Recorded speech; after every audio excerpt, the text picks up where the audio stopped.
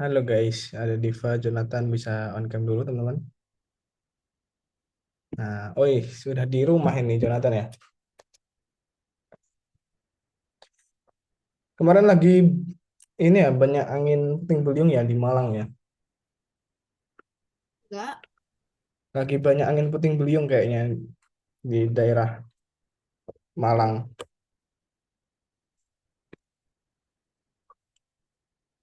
Nggak dengar ya? Nggak tahu ya? enggak. Oke. Ini Deva udah balik atau belum nih Deva? Halo Deva,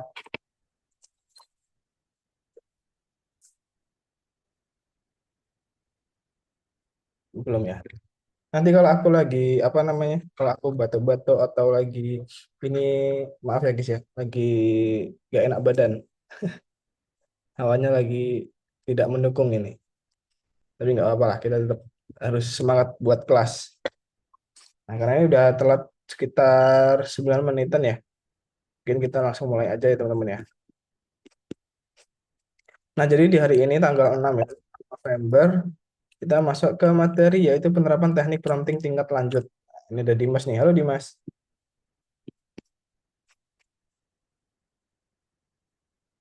Nah, udah open kan? Halo Dimas. Ya, Nah, bisa on cam dulu ya. Oke, kita menuju ke materi yang kedua di modul 6 yaitu penerapan teknik prompting tingkat lanjut. Jadi kemarin di materi pertama kita udah belajar 4 teknik ya. Ada apa aja? Ada zero shot, one shot, few shot, sama COT ya. Nah, hari ini kita bakal belajar kapan kita harus pakai zero shot, one shot, few shot, sama COT. Nah, kita pelajari hari ini. Oke, diskusi. Teknik prompting mana yang harus dipilih? Nah, pemilihan teknik prompting tergantung pada kompleksitas tugas dan format jawaban yang dibutuhkan. Mari kita bahas kapan sebaiknya menggunakan teknik zero shot, one shot, few shot, dan COT. Yang pertama ada zero shot. Nah, zero shot itu digunakan ketika jawaban cepat dibutuhkan.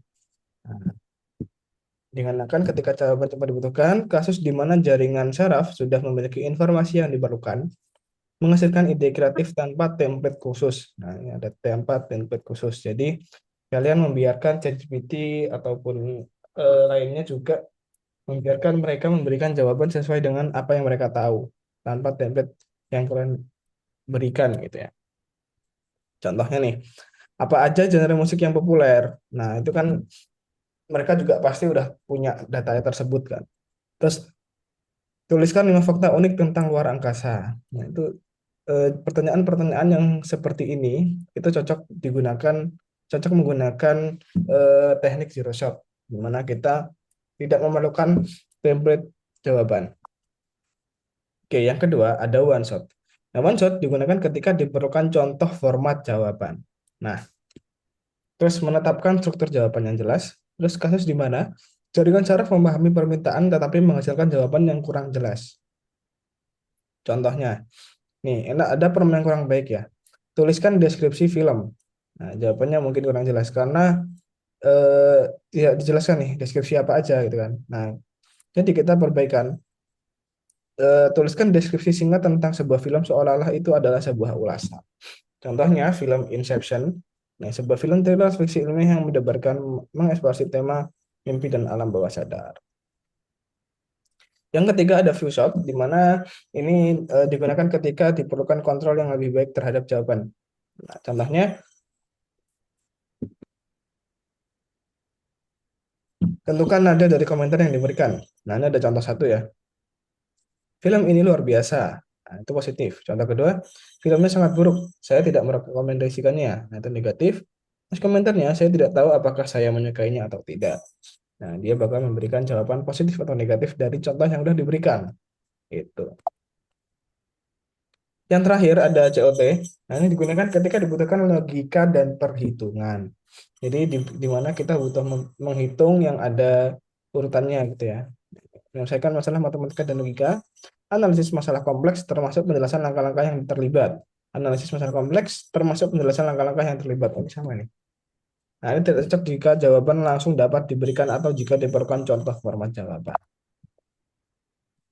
Contohnya sebagai berikut. Promnya, hitung harga produk setelah menerapkan diskon 20% dan menambahkan pajak 10%. Renungkanlah selangkah demi langkah. Terus jawabannya seperti ini, harga produknya adalah 1000 USD, diskonnya 20%, maka 20% dari 1000 yaitu 200 USD ya. Terus harga barunya yaitu 1000 dikurangi 200, jadi 800 USD. Nah, karena ada pajak 10%, maka dikalikan 800 dikalikan 0,1. Nah, sama dengan 80. Jadi 800 ditambah 80 yaitu 880 USD. Nah, ini langkah-langkah yang diberikan karena kita menggunakan COT. Kenapa? Bisa. Kenapa, Deva? Oh, enggak, Mister. Maaf, saya Oh, lupa. oke, oke, oke, aman.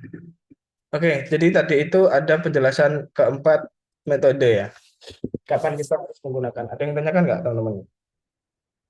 Dari empat tadi. Ada yang dibingungin? Bedanya apa?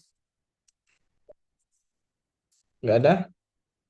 Kalau nggak ada, di sini ada yang namanya pohon keputusan. Nah, di sini bentuknya kayak akar gitu ya. Jadi kita bisa memilih dengan memberikan pertanyaan-pertanyaan seperti ini, guys. Kapan kita harus menggunakan suatu metode? Kita bisa menggunakannya seperti ini. Yang pertama, apakah tugasnya sederhana? Nah, ketika kamu merasa tugas itu sederhana, maka kita ambil yang kiri. Karena di sini ya. Nah, terus ada pertanyaan lagi, apakah penting memberikan jawaban dalam format tertentu? Nah, misalkan tidak. Kalau tidak, maka dia menggunakan zero shot. Jadi intinya kalau tugasnya sederhana dan tidak membutuhkan format, maka jawabannya adalah zero shot. Yang kedua, apakah tugasnya sederhana? Iya. Apakah penting memberikan format? Iya. Nah, jadi ketika tugasnya sederhana dan membutuhkan format, kita bisa menggunakan one shot atau few shot. Ya, tergantung nih. Tergantung kita hanya butuh satu contoh atau dua contoh. Nah, yang ketiga, apakah tugasnya sederhana? Tidak. Jadi tugasnya lumayan rumit nih. Tugasnya lumayan rumit. Apakah tugas tersebut melibatkan perhitungan logika atau langkah-langkah berurutan? Nah, kalau tidak, berarti kita gunakan few shot. Jadi tugas yang lumayan rumit, tapi tidak membutuhkan perhitungan, kita gunakan few shot. Nah, jika iya, bisakah Anda memberikan contoh solusi? Nah, kalau bisa kamu bisa menggunakan contohnya, kamu bisa menggunakan teknik COT. Nah, kalau tidak bisa, gunakan teknik zero COT. Nah, zero COT ini dia jadi tidak memberikan langkah-langkahnya. Kamu yang tidak memberikan, tapi nanti yang diberikan adalah ChatGPT-nya. Gitu. Nah, jadi di hari ini kita cari tahu prompting kejutan apa saja yang ada, terus latihlah peningkatan prompt untuk mendapatkan hasil yang lebih berkualitas. Oke, dari sini tadi keputusannya masih bingung nggak teman-teman? Cara ngambil keputusannya, kalian mau pakai apa? Paham ya? Gimana Deva, Jonathan, Dimas, paham? Paham, Mister. Oke, lanjut ya. Hari ini kita akan cari tahu, tadi udah aku baca ya. Nah, yang pertama memilih teknik prompting. Eh, eh, eh, Ini tadi sebenarnya contohnya kayak tadi ya. Nah, kita langsung aja bisa pilih yang tugas yang aduh ini perlu jelasin lagi nggak ya?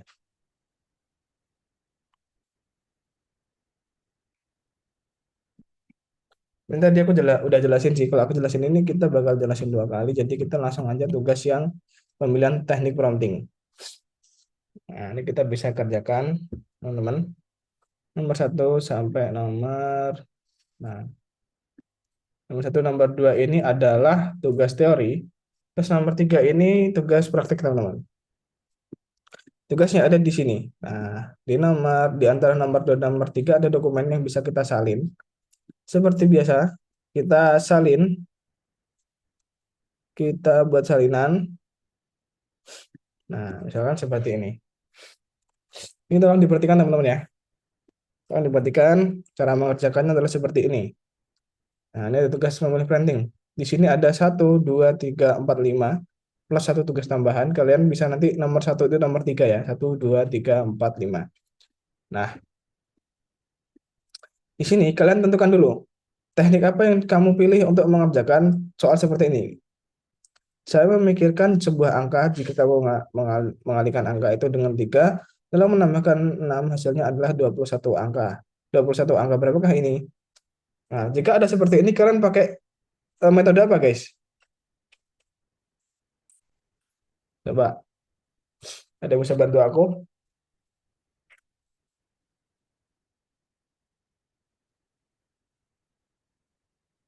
Hmm. Tadi apa, Mister? Ini,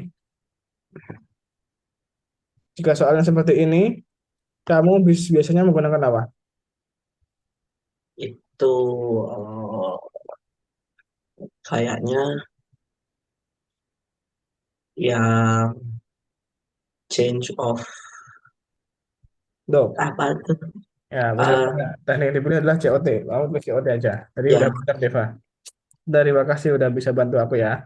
Nah, jadi benar banget tadi jawabannya COT karena di sini kita membutuhkan perhitungan dan langkah-langkah ya. Terus yang kedua, prompt. Di sini kita jangan langsung copy ya. Jangan langsung copy ini ya. Tapi kita tulis ChatGPT. Terus kamu minta, dengan soal seperti ini, kamu gimana promptnya? Contoh, pikirkan langkah demi langkah dari persoalan berikut. Nah, ini boleh dia di copy. Ini boleh di copy karena ini menurut saya bisa ya. Bisa, jadi langsung aja kita berikan. Nah, karena kita berikan pikirkan langkah demi langkah, maka di sini dia disuruh berpikir. Nah, di sini dia memberikan langkah demi langkahnya, gitu guys. Nanti bakal beda kalau kamu nggak berikan pikirkan langkah demi langkah. Gitu. Jadi ini kita tuliskan sebagai promptnya di sini. Terus jawabannya ada di sini. Nah, nah, seperti ini. Oke, sampai sini ada yang tanyakan teman-teman? Oke, kalau nggak ada silakan dikerjakan sambil share screen ya.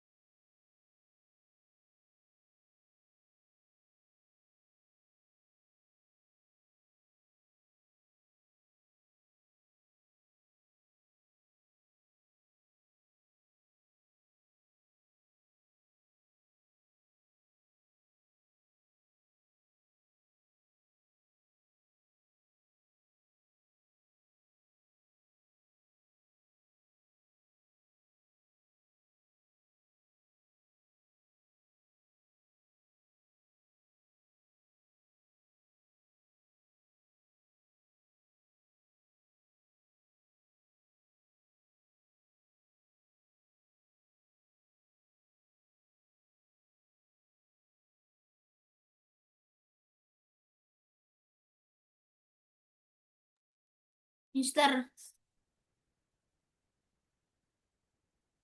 Ya gimana? izin ke toilet ya. Oke, oke.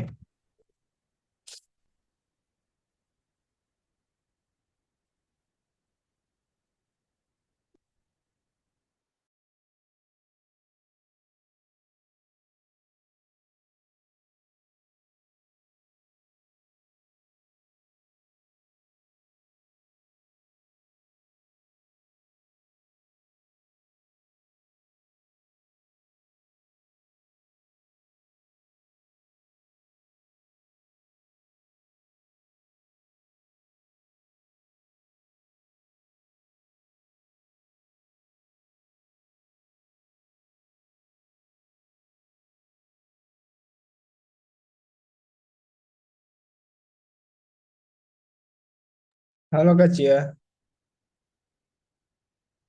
Halo Kak.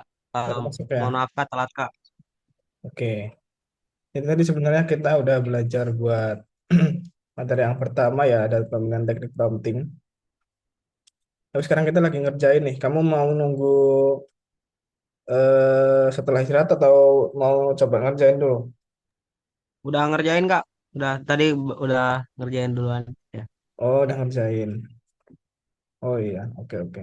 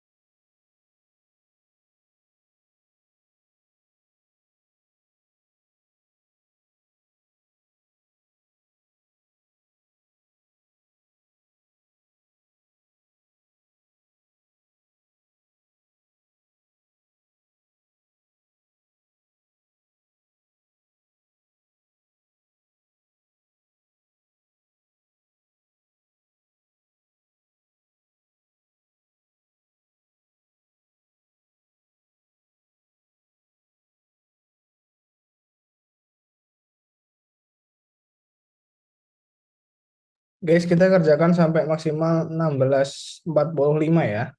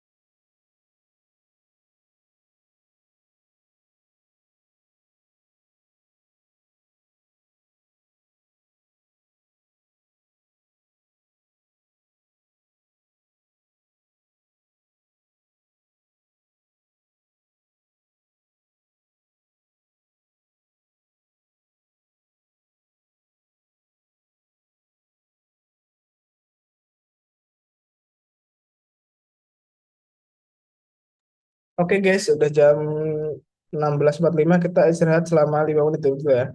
Sampai jam 16.50 ya. Terus kita balik lagi. Oke teman-teman, istirahat dulu ya.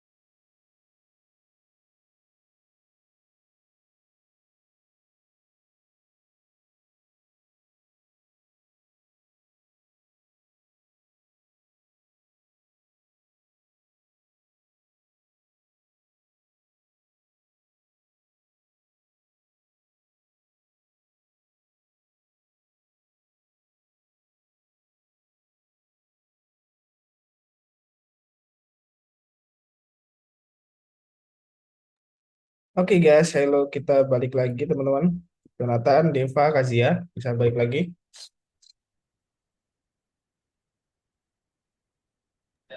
Ya Kak. Udah ya, oke. Kita aku share screen lagi teman-teman. Kita masuk ke materi kedua hari ini, yaitu metode untuk meningkatkan PROM. Apa tuh? Metode untuk meningkatkan PROM. Jadi kita kenapa harus memperbaiki PROM? PROM dasar memungkinkan kamu mendapatkan jawaban dari jaringan saraf. Namun, jawaban ini mungkin tidak selalu sesuai dengan tugas pengguna dari segi gaya, bentuk, atau tingkat kompleksitas. Meskipun topik dan tingkat kata sudah tepat, hasilnya bisa terlalu umum, tidak disesuaikan dengan audiens, ataupun tidak praktis untuk digunakan. Nah, ada yang disebut role prompting. Apa itu? Ini adalah metode di mana kita menetapkan peran kepada jaringan saraf yang membuatnya harus berpikir dan menjawab. Nah, kenapa hal ini diperlukan? Jadi yang pertama untuk mengatur gaya, nada, dan tingkat kompleksitas jawaban, lalu agar mendapatkan jawaban yang sesuai dengan profesi atau situasi tertentu. Nah, contohnya di sini ada guru biologi untuk anak usia 10 tahun, seorang koki dari saluran YouTube populer, dan spesialis dukungan teknis. Nah, di sini ada contohnya nih. Nah, daripada kalian hanya menuliskan jelaskan cara kerja tungku listrik, lebih baik kita memberikan seperti ini. Promnya yang udah diingatkan ya. Nah, jadi di sini kamu adalah guru fisika yang menjelaskan kepada anak usia 12 tahun bagaimana cara kerja tungku listrik. Gunakan kata-kata sederhana dan contoh dari dapur. Nah, di sini dia bakal sangat umum karena dia hanya menjelaskan cara kerja tungku listrik. Tapi kalau kamu adalah guru fisika yang menjelaskan kepada anak usia 12 tahun bagaimana cara kerja tungku listrik, menggunakan kata-kata sederhana dan contoh dari dapur ini, kita bisa mendapatkan jawaban untuk audiens yang lebih segmented. Nah, misalkan di sini adalah kepada anak usia 12 tahun dan kita adalah guru fisika. Jadi bahasanya dicocokkan dengan guru fisika untuk menjelaskan kepada anak 12 tahun. Gitu, teman-teman. Nah, kita bakal coba ya.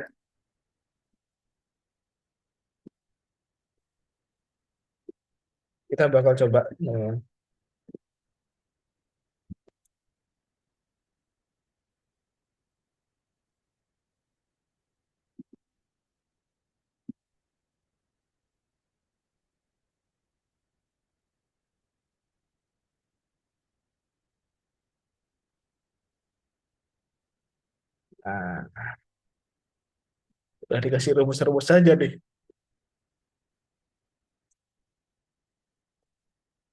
Nah, seperti ini ya. Ini jawaban ketika kita hanya jelaskan cara kerja tubulistik. Terus kita berikan yang tadi. Nah, di sini udah jelas banget ya. Ada emot-emotnya di sini sangat polos, di sini udah. Nah, yang kedua jawabannya di sini dikasih rumus. Kalau yang di sini kita dijelaskan secara langkah-langkah nih. Oke, gitu. Di sini sangat terlihat ya guys ya. Perbedaannya sangat bisa dilihat ya. Kalau kita hanya memberikan pertanyaan seperti ini, jawabannya sangat umum. Kalau seperti ini, dia lebih cenderung sesuai dengan apa yang kita inginkan gitu. Bisa dipahami teman-teman? Nah, kemana gajinya barusan? Nah, Bisa, Mister. oke. Nah, Sangat hal ini mudah. digunakan ketika tadi ya, role prompting itu digunakan ketika jawaban harus memiliki nada tertentu, misalkan ramah, ahli, atau lucu. Terus jawaban harus jelas untuk audiens tertentu, misalkan anak-anak, pemula, atau ahli. Nah, kayak tadi kita berikan contohnya dari 12 tahun ya. Terus kamu ingin mengubah perilaku jaringan saraf seolah-olah ia adalah seorang manusia. Karena katanya tadi kasih dia sebagai guru fisika gitu ya. Nah, dia tidak diperlukan ketika pertanyaan jelas dan sederhana. Misalkan berapa 8 kali 7? Itu nggak perlu role plotting. Karena 8 kali 7 bagi siapapun hasilnya adalah berapa teman-teman? 8 kali 7? 8 kali 7. 56. Nah, terus ada namanya output formatting atau pemformatan output. Nah, metode ini melibatkan penentuan format, struktur atau gaya jawaban seperti daftar, tabel, paragraf, rangkaian langkah atau puisi. Nah, contohnya ini kita juga coba. Kenapa harus pakai output formatting? Tujuannya adalah untuk mendapatkan hasil yang mudah digunakan dan dipahami. Terus untuk menghindari penulisan teks yang tidak perlu atau penulisan ulang. Contohnya nih, format daftar dengan 5 item. Terus volumenya tidak lebih dari 100 kata. Terus gayanya harus jelas untuk anak usia 9 tahun dengan contoh yang disediakan. Nah, contoh penggunaan formatting sama kayak tadi ya teman-teman ya. Orang biasanya adalah ceritakan 3 fakta menarik tentang otak. Nah, dia sangat jawabannya kan sangat umum. Tapi ketika tuliskan 3 fakta menarik tentang otak untuk anak usia 10 tahun dalam bentuk daftar singkat dan disertai emoji. Nah, di sini dia bakal lebih fun, lebih jelas gitu ya. Penjelasannya lebih ringan untuk dipahami gitu ya. Gitu, teman. Jadi bisa di ini. Terus kapan pemformatan output harus digunakan? Nah, digunakan jika kamu ingin mendapatkan daftar tabel instruksi langkah-langkah atau kutipan, diperlukan gaya presentasi tertentu, kayak ringkas, jelas, atau menghibur. Terus kamu menulis untuk presentasi, skrip, situs web, atau video. Nah, kamu tidak perlu membuat pemformatan output ketika kamu belum mengetahui bentuk hasil yang dibutuhkan, karena masih dalam tahap perancangan, misalkan. Nah, di sini ada pertanyaan, teman-teman. Nah, kalau nggak ada, silahkan teman-teman kerjakan tugas yang kedua, yaitu menyelesaikan tugas menggunakan berbagai metode. Nah, di sini kurang lebih nanti sama ya, ada 4 soal teori. Nah, nomor 5 sampai nomor 7 itu ada soal yang harus kalian salin dulu dokumennya kayak tadi, terus bisa dibaca dan dikerjakan. Gitu, teman-teman. Oke, bisa dipahami? Oke, silakan dikerjakan.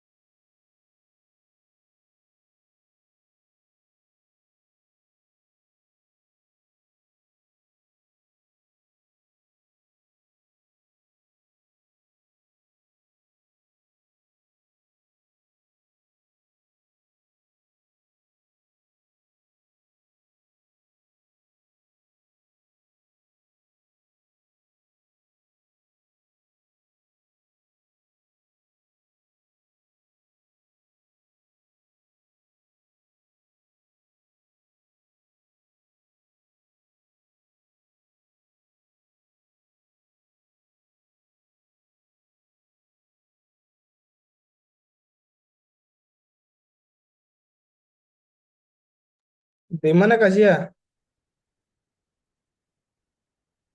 Nge-lag kak, jaringan saya nge-lag, jadi saya join ulang. Tadi keluar. Oke, oke deh.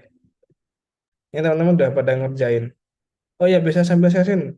Jonathan, Deva, Asia juga kalau ngerjain bisa sambil di share screen ya. Kak sekarang ini ngerjain yang bagian mana kak?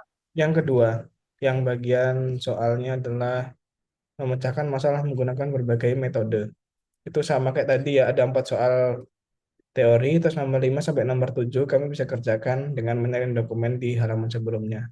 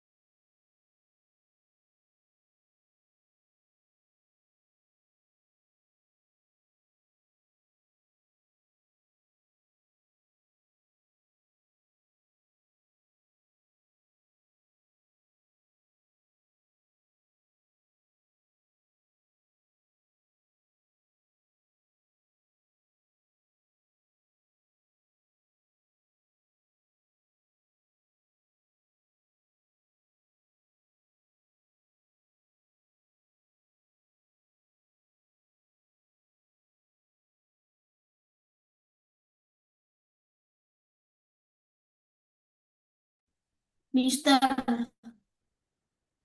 Ya, gimana?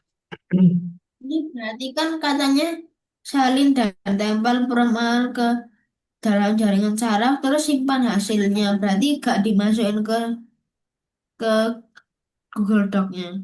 Dimasukin ke Google Doc juga. Gimana, Mister? Yang mana tuh? Oh, ini. Oh, udah. Thank you, Mister. Ya.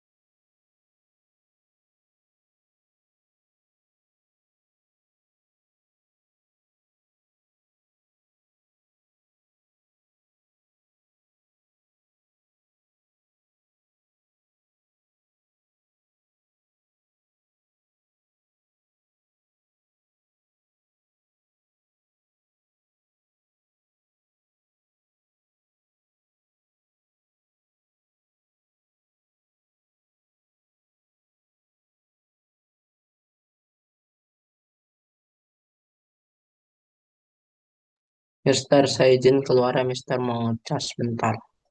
Oke.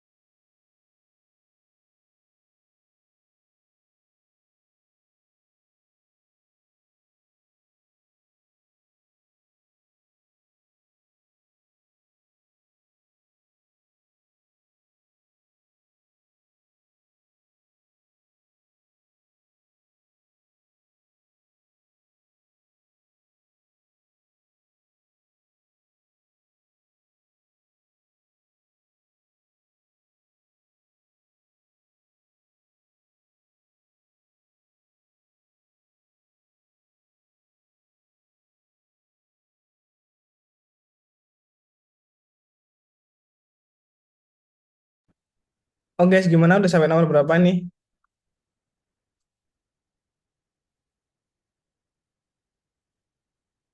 Kita lanjutin sampai 25 ya. Habis itu kita closingan.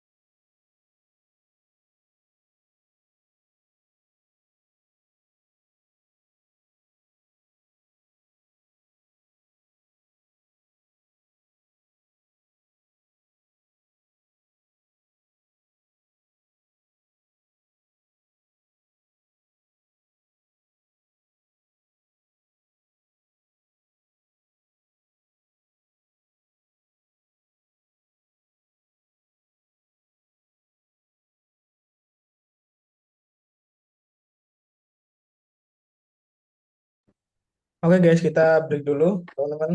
Diberhentikan dulu, kita coba closingan ya, teman-teman ya. Nanti bisa dikumpulin aja, semuanya dikumpulin.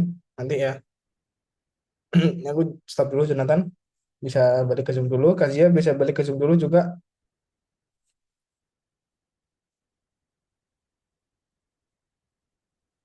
Halo Kak Zia. Oke, nggak apa-apa. Coba kita tadi udah belajar apa aja, Jonathan, dari materi yang pertama.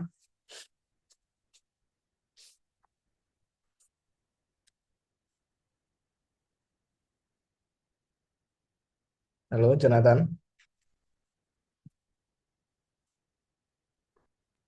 Halo? Tadi yang materi pertama kita belajar apa sebelum istirahat?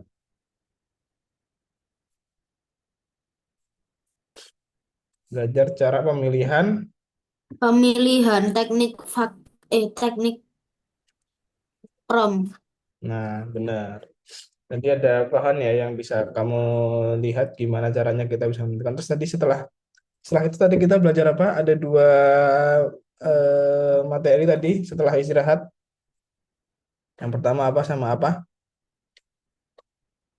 Setelah istirahat tadi kita udah belajar apa aja berarti?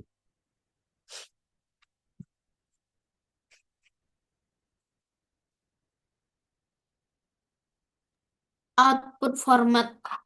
Output formatting sama satu lagi apa? Sebelum output formatting tadi? Role prompting. Benar banget. Jadi ada role prompting sama output formatting. Nah, udah tahu ya fungsinya apa ya, Jonathan ya? Ya. Jadi ada kesulitan apa waktu ngerjain, Jonathan? eh nggak ada. Cuma kurang waktu aja. Kurang waktunya ya? Ya udah nggak apa, nanti bisa dikumpulin ya kalau udah selesai ya. Kalau gitu kita tutup aja. Terima kasih Jonathan sama Gazia yang udah datang. Tadi Deva juga udah datang tapi keluar duluan ya. Baterainya habis. Minggu depan kita masuk ke materi pembuatan cerita. Nah, tapi ceritanya beda sama yang tahun kemarin ya ceritanya ya. Nah, kita ulik besok aja gitu. Oke teman-teman, terima kasih. Selamat sore.